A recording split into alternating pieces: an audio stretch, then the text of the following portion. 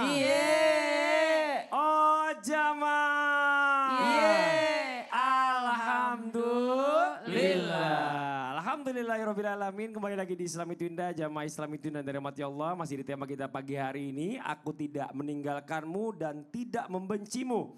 Dan sebelum kita lanjut lagi, ya kita lihat lagi sebuah video tayangan tentang pejuang seorang lelaki difabel mencari nafkah. Masya Allah, ini di tayangannya. Ya ini Masya Allah ya.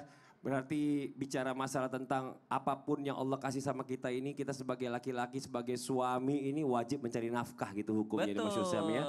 Ini Masya Allah dan kita harus berjuang apapun keadaan kita. Dan ini Masya Allah dari kita lihat tayangan tadi ini luar biasa banget ya. Dan kita harus memberikan aplaus nih buat orang tersebut. Ini Masya Allah, tepuk tangan dong Bu. Ini Masya Allah, ini Ustaz Syam kita lanjut lagi ya. Kenapa sih kita suka ngerasa nih sebagai manusia, kenapa ya Allah kok tega banget sama kita. Kenapa kok Allah kok begini, kenapa kok Allah kok begitu. Kasih ujian kita sampai bertubi-tubi. Dan ini kadang-kadang jadi pertanyaan banyak orang. Nah pertanyaannya mungkin ya, sebenarnya kita itu kan dikasih cobaan atau ujian sama Allah. Nggak mungkin di luar batas kemampuan dari kita. Nggak mungkin. Betul ya? Pasti Allah tahu kemampuan kita tuh sampai di mana gitu. Betul. Makanya Allah kasih ujian hanya sampai situ aja ya. Nah ini mau izin penjelasannya Ustaz Syam. Mau izin silakan. Tepuk tangan Ustaz Syam. Terima kasih Bang Fadli, Ustaz Zanada, Habib Abdullah, serta guru-guru kami melakukan Allah Subhanahu wa Ta'ala. Maka ada seorang nabinya Allah Subhanahu wa Ta'ala bernama Nabi Dawud alaihi salam. Nabi Dawud alaihi salam pernah dipuji oleh Nabi SAW sebagai a'badan nas, seorang ahli ibadah. Salah satu doa Nabi Dawud alaihi salam, Allahumma ja'alni minadz-dzakirina lak. Ya Allah, jadikanlah aku orang-orang yang senantiasa berzikir mengingatmu. Jikalau engkau melihatku ya Allah, melewati sebuah majelis zikir, orang-orang yang mengingatmu. Kemudian aku menuju kepada tempat orang yang tidak mengingatmu ya Allah. Maka faksur rijli fa innaha ni'matum minka alayya. Maka patahkan kakiku ya Allah. Karena itu adalah nikmat darimu. Nabi Daud minta, kalau aku melewati sebuah majelis yang mengingatmu, menuju majelis yang tidak mengingatmu, maka dalam perjalanan tolong celakakan aku, patahkan kakiku. Fa innaha ni'matum minka alayya. Karena itu adalah nikmat darimu untukku ya Allah. Disinilah kita lihat bagaimana seorang yang mengenal Allah tahu betul bahwa ujian dunia, sakit di dunia itu tidak ada apa-apanya dibandingkan sakit di akhirat. Kekurangan yang kita dapatkan di dunia, kesusahan, kesulitan, kemiskinan, subhanallah, itu tidak ada apa-apanya dibandingkan setelah kematian nanti. Maka ada ayat yang terkenal, al-fitnatu asyaddu minal qatl. Fitnah itu lebih berat daripada pembunuhan. Maksudnya apa? Kalau orang beriman mati, nikmat. Tapi kalau orang kehilangan agama, meninggal dunia, maka lebih berat. Maka subhanallah fitnah, ujian itu lebih berat daripada kematian. Artinya ujian agama itu jauh lebih berat. Maka jikalau ada yang mengatakan masalah hidup selalu ada, selama tidak kehilangan iman maka itu tetap nikmat. Selama dia tidak kehilangan sholatnya maka itu tetap nikmat. Ahasiban nas. Allah katakan dalam Al-Quran. Ahasiban nasu an yutraku an yaqulu amanna an yaqulu amanna wa hum la yuftanun.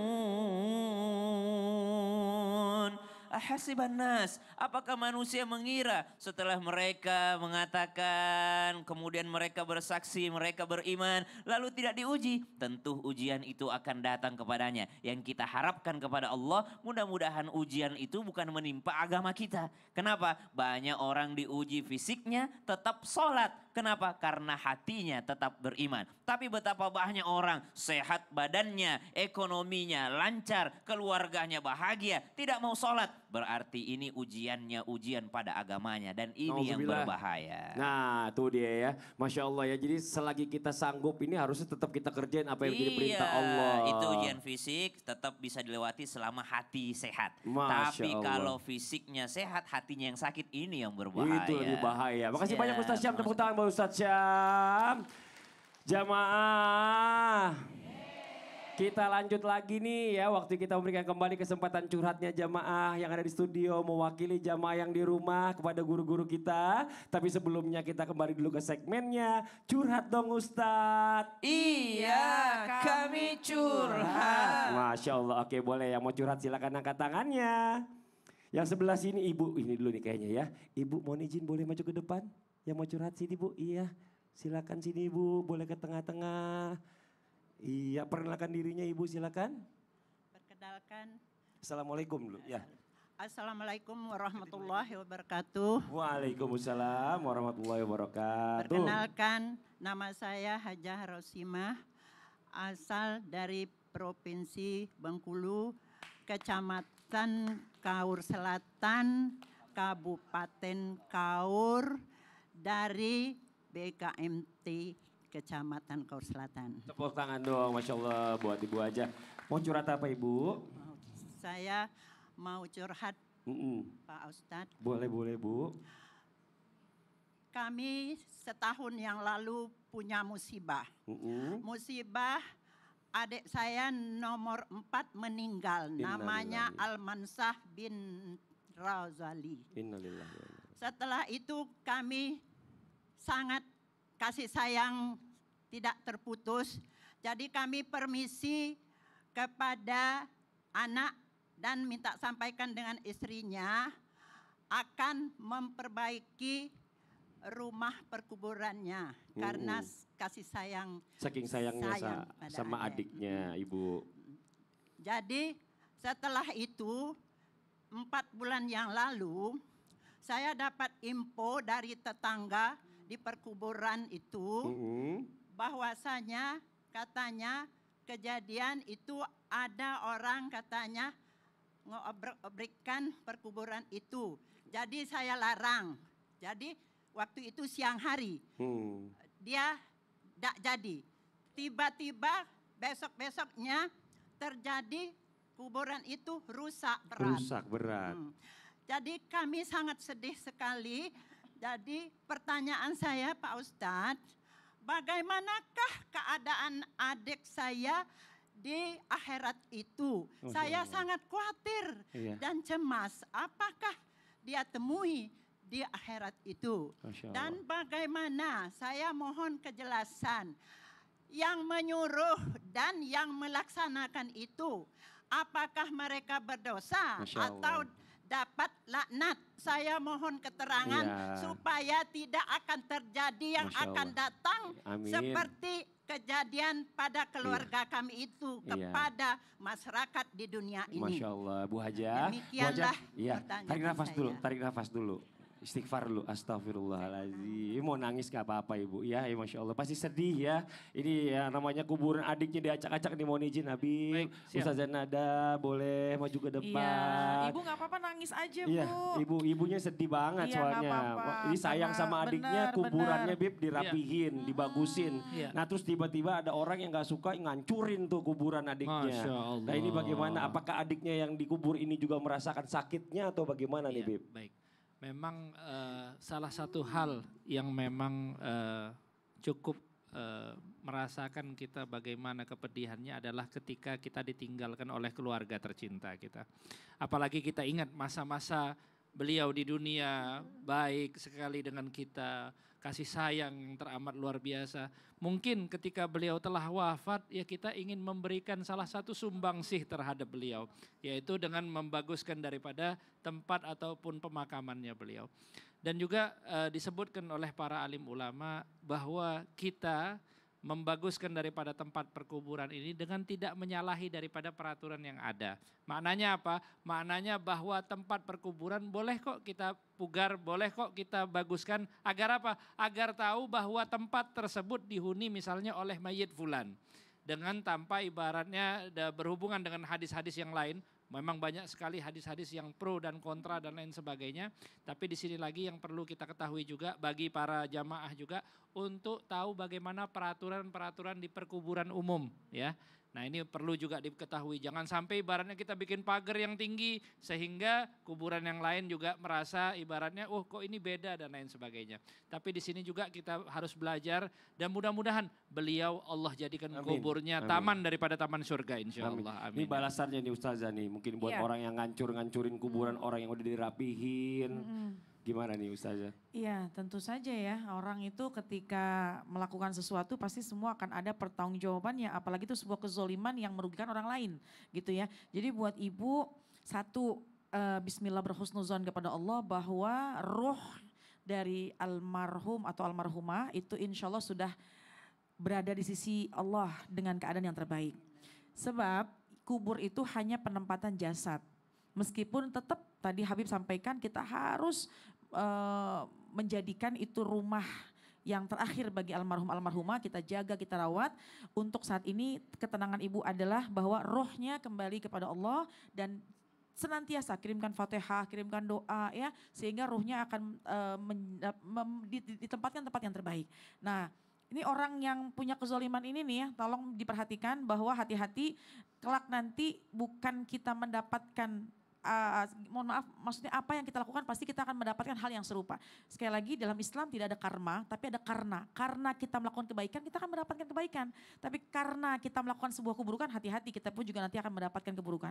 Jadi tenangin hati aja dulu, terus kirimin Fatihah, doa, sambil kita berikhtiar jagain itu kuburnya insya Allah dengan sebaik-baiknya. Bu Haji, makasih banyak ya.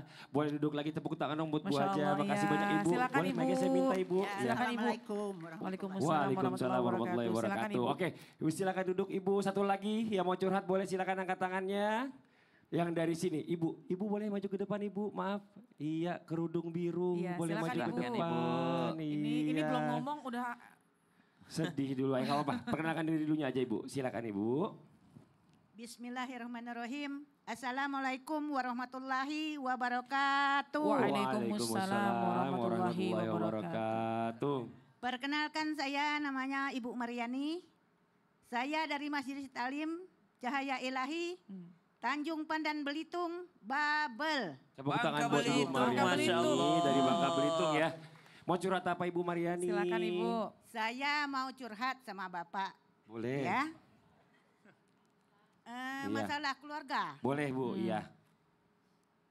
Kakak saya baru meninggal anaknya. Innalillahi wa inna ilaihi rajiun. Umurnya 22 tahun. 22 tahun. Telah ditimpa lagi oleh mantunya. Masuk rumah sakit. Masuk rumah sakit. Buta lagi matanya. Buta matanya. Dibawa ke Jakarta. Nggak sembuh-sembuh juga. Astagfirullah. Jadi sekarang buta lah matanya. Nggak melihat. Saya mau doa apa ataupun supaya kami ini tabah menghadapinya. Ujian-ujian yang Allah kasih. Masya Allah. Jadi udah meninggal anaknya kakaknya Ibu Iya. ini ya. Menantunya juga masuk rumah sakit matanya buta. Iya. Ini ada apa ini? Apa doanya nih? Masya Allah gitu ya. Biar lolos dari ujiannya Allah ini. Iya. Dari Ustazah Nada dulu. Iya Silakan baik. Ustazah Nada. Masya Allah. Ya memang kalau udahlah ditinggal wafat kemudian ada yang sakit Iya. itu seolah-olah kayak ujian berat gitu ya. Iya. Padahal kalau kita jadikan dan sandarkan hati kita kepada Allah. Allah pernah berfirman seperti ini. وَلَنَبْلُوَنَّكُمْ بِشَيْءٍ مِنَ الْخَوْفِ وَالْجُوعِ وَنَقْصٍ مِنَ الْأَمْوَالِ وَالْأَنْفُسِ وَالثَّمَرَاتِ وَبَشِّرِ الصَّابِرِينَ الَّذِينَ إِذَا أَصَابَتْهُم مُّصِيبَةٌ قَالُوا إِنَّا لِلَّهِ وَإِنَّا إِلَيْهِ راجعون. Allah memang memberikan ujian. Di antaranya kehilangan jiwa. Orang yang dia cinta, yang dia sayang meninggal dunia. Tapi kasih kabar gembira. Ibu mau dikasih kabar gembira sama Allah, tapi asalkan ibu sabar. Jalaninnya emang gak enak, ditinggal wafat sama orang yang kita sayang, yang kita cinta. Tapi ketika menjalankannya, kita beristighfar, astagfirullahaladzim, astagfirullahaladzim.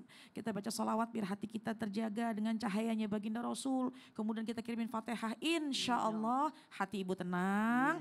Maka insya Allah ujian akan menjadi kebaikan buat kita. Masya Allah. Ustaz Syam ada yang mau ditambahkan? Biar lebih sabar, kata Al-Quran, ya ayyuhalladzina amanu sta'inu bis sabri wassalah. Sabarnya sudah, tinggal sholatnya. Perbaiki sholat. Mau tidak melihat matanya, mata ini kita tidak pernah beli dari Allah. Jadi kalau Allah sudah ambil, ya terserah Allah. Nyawa ini tidak pernah kita beli dari Allah. Allah ambil, ya sudah punya Allah. Biar ini yang ditinggalkan sabar, banyak-banyak sholat. Perbaiki sholatnya. Karena ujian itu mesti selalu datang selama kita di dunia. Di alam barzakh ada ujian lagi. Nanti setelah itu ujian lagi. Kapan istirahatnya? Kalau sudah berjumpa sama Allah, kalau sudah kaki ini masuk ke dalam surganya. Amin. Masya Allah, terima Tenang kasih ya. banyak buat guru-guru kita. Terima kasih banyak. Mudah-mudahan pertemuan kita hari ini diberkahi Allah Subhanahu wa taala. Amin amin ya rabbal alamin. Dan demikianlah perjumpaan kita hari ini dan sekali lagi mohon maaf atas segala kekurangan. Wallahu muwaffiq ila aqwamit thoriq. Wassalamualaikum warahmatullahi wabarakatuh. Waalaikumsalam warahmatullahi wabarakatuh. Allahumma barik lana fi